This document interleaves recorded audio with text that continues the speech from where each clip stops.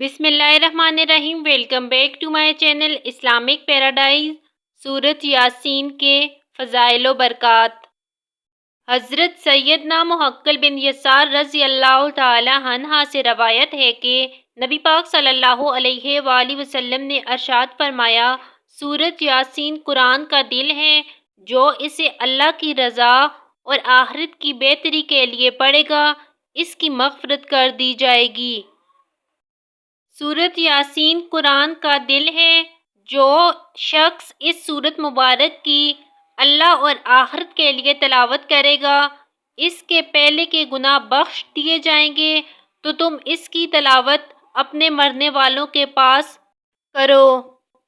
حضرت انس رضی اللہ تعالی عنہ سے روایت ہے کہ رسول اللہ صلی اللہ علیہ وآلہ وسلم نے فرمایا، بے شک ہر چیز کا ایک دل ہے، اور قرآن کا دل سورۃ یاسین ہے، اور جو ایک مرتبہ سورۃ یاسین پڑھے گا، اس کے لیے 10 مرتبہ قرآن پڑھنے کا ثواب لکھا جائے گا۔ جو شخص ہمیشہ ہر رات یاسین کی تلاوت کرتا رہا، پھر وہ مر گیا تو وہ شہید مرے گا۔ حضرت سیدنا ابن عباس رضی اللہ تعالی عنہ سے روایت ہے کہ نبی پاک صلی اللہ علیہ وآلہ وسلم نے فرمایا، میری خواہش ہے کہ سورۃ یاسین میری امت کے ہر انسان کے دل میں ہو۔ جو شخص صبح کے وقت سورۃ یاسین کی تلاوت کرے، اس دن کی آسانی اسے شام تک عطا کی گئی، اور جس شخص نے رات کی ابتدا میں اس کی تلاوت کی، اسے صبح تک اس رات کی آسانی دی گئی۔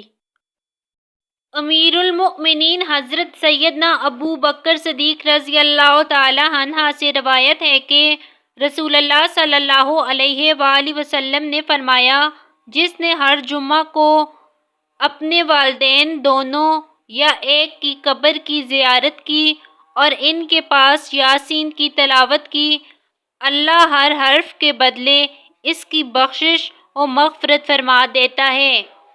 حضرت سیدنا ابو ہریرہ رضی اللہ تعالی عنہ سے روایت ہے کہ رسول اللہ صلی اللہ علیہ وآلہ وسلم نے فرمایا، جس نے شب جمعہ سورۃ یاسین کی تلاوت کی، اس کی مغفرت کر دی جائے گی۔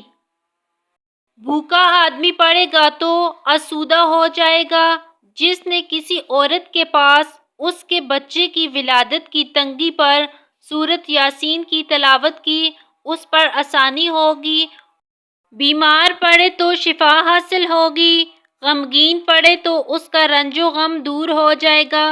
جس مقصد کے لیے پڑھو گے، کامیابی حاصل ہوگی، نیک خواہشات پوری ہوں گی۔